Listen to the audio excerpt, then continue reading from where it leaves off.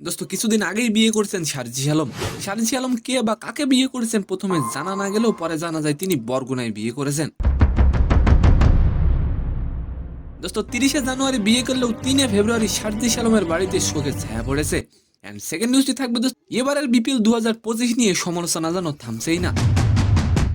দোস্ত আর এবার বাংলাদেশ ছাড়ার আগে রাশিয়ার বিদেশি ক্রিকেটার যা বলেন সেটি শুনলে আপনি অবাক হয়ে যাবেন। তো নিউজ দুটি জানতে আশা করি ভিডিওটি সম্পূর্ণ দেখবেন। সালাম, নমস্কার দোস্ত। বৈষম্য বিরোধী ছাত্র আন্দোলনের অন্যতম সমন্বয়ক এবং জাতীয় নাগরিক কমিটির প্রধান সংগঠক সার্জিস আলমের পরিবারে নেমে এসেছে শোকের ছায়া।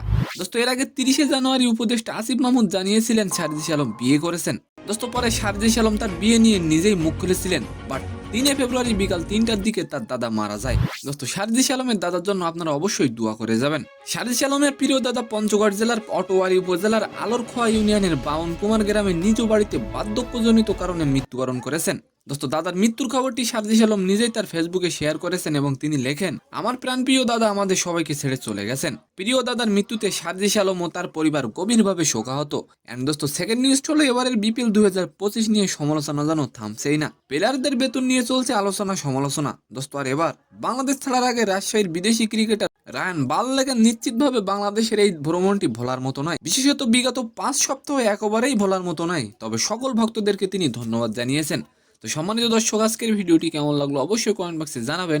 আর ভিডিওটি যদি ভালো লাগে অবশ্যই একটি লাইক দিয়ে আমাদের চ্যানেলটিকে সাবস্ক্রাইব করে দিবেন। ধন্যবাদ।